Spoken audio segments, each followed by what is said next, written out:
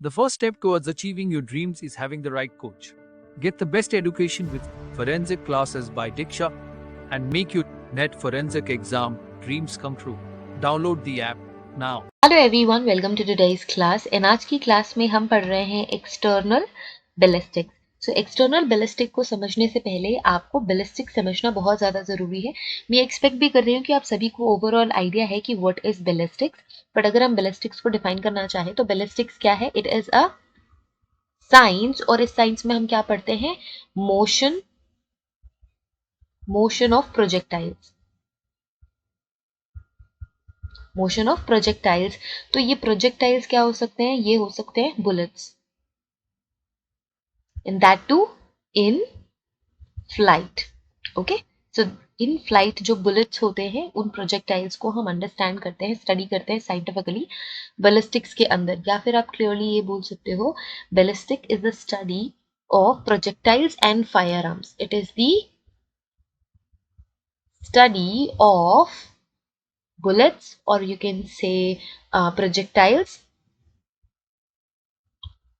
and fire arms. Okay, तो ये completely ballistics के अंदर आता है।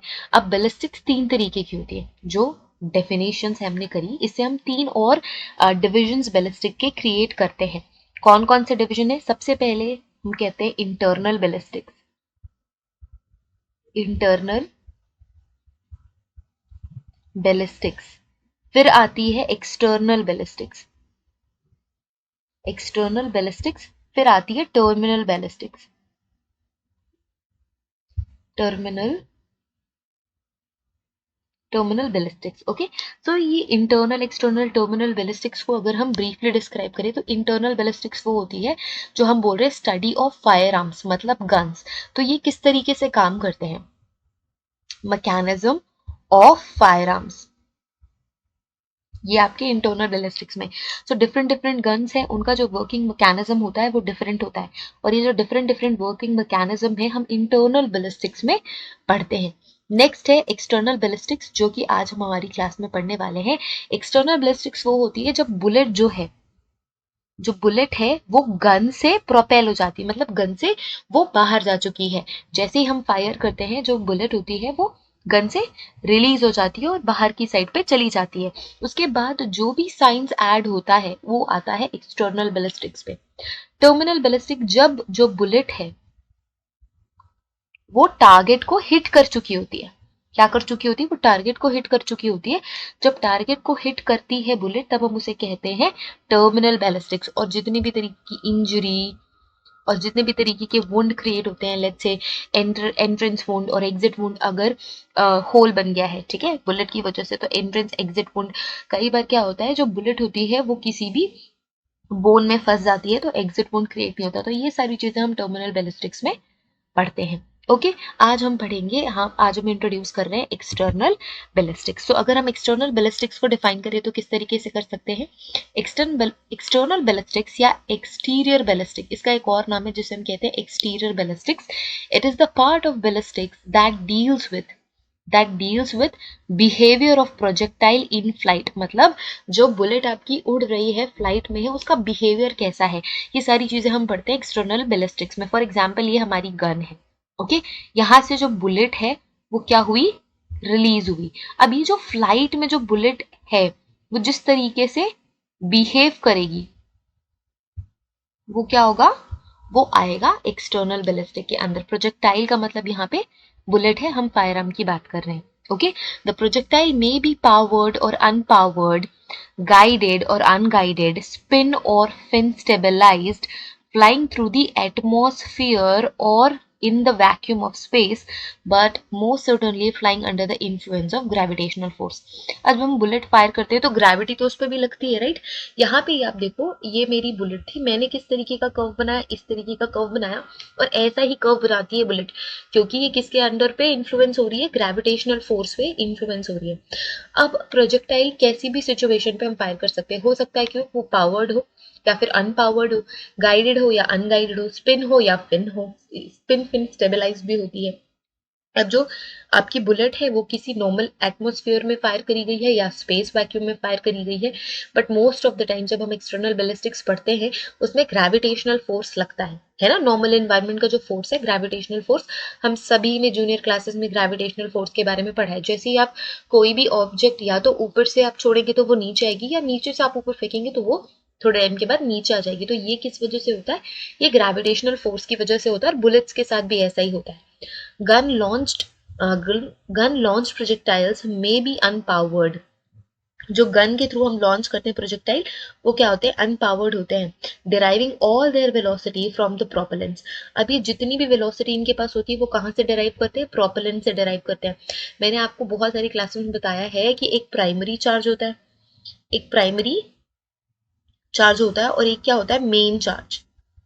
Main charge. तो प्राइमरी चार्ज क्या होता है? प्राइमरी चार्ज जलता है उस फ्रिक्शन की वजह से, और ये मेन चार्ज को जलाता है। मेन चार्ज जलते ही बहुत सारे गैसेस प्रोड्यूस होते हैं और प्रेशर क्रिएट करते हैं, और इसी वजह से ही बुलेट को वेलोसिटी मिलती है। ठीक है, और जो बुलेट है वो गन बैरल से एग्जिट कर जाती है। तो जब हम गन से लॉन्च करते हैं प्रोजेक्टाइल को, तो उस पर हम बोल सकते हैं कि दैट बुलेट इज अनपावर्ड। ठीक है। However, exterior ballistics analysis also deals with the trajectories and rocket assisted gun launched projectiles and gun launched rockets. ठीक है। अब जो exterior ballistic is nothing but external ballistics. हम इसमें ट्रेजेक्टरीज के बारे में भी पढ़ते हैं, रॉकेट असिस्टेड जो बुलेट्स होते हैं या रॉकेट असिस्टेड जो प्रोजेक्टाइल्स होते हैं उनके बारे में भी पढ़ते हैं। ये सारे के सारे जो ट्रेजेक्टरी और वेलोसिटी है वो सारा कुछ कहाँ से हम पढ़ते हैं? वो एक्सटर्नल बैलिस्टिक्स से हम पढ़ते हैं। अब जो इंटीरियर बैलिस्टिक्स है, इंटीरियर बैलिस्टिक्स में ये आ जाता है मैकेनिज्म की पर्टिकुलर फायरआर्म किस तरीके से वर्क कर रहा है, उसका मैकेनिज्म क्या है।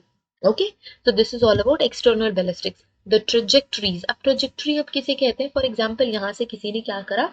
गन फायर करा, तो वो इस तरीके से जाएगी, इस तरीके से। तो ये क्या हुई? ये ट्रेजेक्टरी हुई। ठीक है, उस पर्टिकुलर प्रोजेक्टाइल की ट्रेजेक्टरी हुई। तो the trajectories of projectiles are parabolic in form. यहाँ पे मैंने एक पैराबोला बनाया, आप इसे कह सकते हो पैराबोला। क्लियर? तो ये किस तरीके से काम करते हैं? ये पैराबोलिक फॉर्म में ट्रैवल करते हैं, but would differ in curvatures and length. But ये किस पे फर्क पड़ता है? कर्वेचर क्या है, लेंथ क्या है, इस पे बहुत इंपॉर्टेंट इफेक्ट डालती हैं ये सारे के सारे factors. The study of external ballistics assume great importance due to its contribution especially in the following studies. कौन कौन सी स्टडीज में? determination of different kind of ranges, namely fatal range, effective range and extreme range.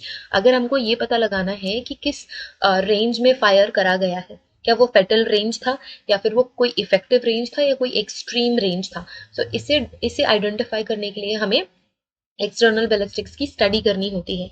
Reconstruction of sequence of events in different cases involving criminal angles. अगर कोई ऐसा crime case हुआ है जिसमें आपको क्राइम सीन रिकंस्ट्रक्शन करना है, तो क्राइम सीन रिकंस्ट्रक्शन के लिए भी आपको ये सारी एक्सटर्नल बैलिस्टिक की नॉलेज होनी जरूरी है, और वो हम वहाँ पे अप्लाई भी करते हैं। Next, problem solving ricochet of bullets. Ricochet क्या होता है? जब आपकी जो बुलेट है वो किसी भी एक दूसरे पर्टिकुलर ऑब्जेक्ट से टकरा के क्या हो जाती है, रिकोशिएट वट एवर, वो क्या हो जाती है, वो उसने अपना जो पाथ होता है वो चेंज कर दिया होता है। तो उस प्रॉब्लम को सॉल्व करने के लिए भी, रिकोशिएट को भी सॉल्व करने के लिए, उसे आइडेंटिफाई करने के लिए भी एक्सटर्नल बैलिस्टिक की नॉलेज होनी जरूरी है, एंड वो हम स्टडी करते हैं to identify the ricochet of bullet. Problems related to safe zone और danger portions and danger spaces. ठीक है, अब आपने ये सुना होगा कि जो हमारी पुलिस फोर्सेस हैं या जो हमारी आर्म्ड फोर्सेस होती है उनकी ट्रेनिंग भी होती है ना। तो वो फिर उनको गन चलाने की भी ट्रेनिंग दी जाती है, किस तरीके से फायर करना है, किस तरीके से एम लेना है, और ये सारी चीजें, किस तरीके से आपको बुलेट लोड करनी है। तो ये सारी चीजों में भी कोई भी ऐसा सेफ जोन का प्रॉब्लम है या फिर कोई डेंजर स्पेसेस का प्रॉब्लम है, तो वो भी सॉल्व करने के लिए हम एक्सटर्नल बैलिस्टिक्स ही अप्लाई करते हैं। Now we have three basic considerations regarding flight of projectiles which are mentioned here. पहला क्या है? Trajectory means the path of the bullet from the muzzle to striking point to the target. It is in the form of parabola. किसके form में होता है? For example यहाँ पे कोई बंदा है और इसने यहाँ से बुलेट चलाई, और ये क्या है? ये टारगेट है। लेट्स से मैंने ये टारगेट बनाया, तो किस तरीके से ये जो है, ये क्या है, ये ट्रेजेक्टरी है, और यहाँ पे इसने गन चलाया और जाके इसने टारगेट को हिट करा, तो ये सारा का सारा क्या है, इसे हम कहते हैं ट्रेजेक्टरी। और यहाँ पे गन का जो एंड है जहां से बुलेट निकलती है, इस एंड को हम कहते हैं मजल and. Okay, the flight of all projectiles, whether through the air or in the vacuum, without any air resistance, in governed by Newton's law of motion। तो अब न्यूटन लॉ के मोशंस, न्यूटन के motion वाले loss तो लगेंगे ही ना, जब हम फिजिक्स इसमें अप्लाई कर रहे हैं, या जो फोरेंसिक बैलिस्टिक्स है वो ग्रेटली फिजिक्स को अप्लाई करता है, या फिर फोरेंसिक फिजिक्स में ही कहीं ना कहीं इंक्लूड होता है। तो ये जो गन का जो फ्लाइट है, चाहे वो किसी भी इन्वायरमेंट पे हम यूज कर रहे हैं, वैक्यूम अगर है तो बात अलग है, बट किसी भी ऐसे अदर प्लेस पे गन फायर करने पे एयर रेजिस्टेंस होती ही होती है, और न्यूटन के मोशन के लॉस को तो ये फॉलो करेगा ही करेगा। Okay, next we have many factors influence the flight of bullet. ठीक है, बहुत सारे ऐसे फैक्टर्स हैं जो कि बुलेट की फ्लाइट को इन्फ्लुएंस करते हैं, but we have two important factors. सबसे पहला क्या है, ग्रेविटेशनल पुल। मैं यहाँ पे स्टार मार्क कर देती हूँ, it's really very important, which brings the bullet to the ground और to the target, and resistance of air, this is the second thing. ये दोनों चीजें बहुत ज्यादा इंपॉर्टेंट है, विच रिड्यूसेस द वेलोसिटी, है ना, जितनी भी स्पीड होगी आपकी बुलेट के पास, उसको एयर रेजिस्टेंस को तो क्रैक करना ही पड़ेगा ना। एयर अगर प्रेजेंट है हमारे इन्वायरमेंट में, तो एयर रेजिस्टेंस के अगेंस्ट ही काम करना पड़ेगा, और उससे बुलेट की वेलोसिटी भी कम होगी, राइट। तो ये दो चीजें हैं जो कि ग्रेटली इन्फ्लुएंस करती है हमारी बुलेट की फ्लाइट को, कि ग्रेविटेशनल पुल कितना है, ग्रेविटेशनल पुल किस तरीके से काम कर रहा है, और एयर रेजिस्टेंस से वेलोसिटी कितनी कम हो रही है, तभी डिपेंड करता है कि आपकी जो बुलेट है वो टारगेट को हिट करेगी या नहीं करेगी।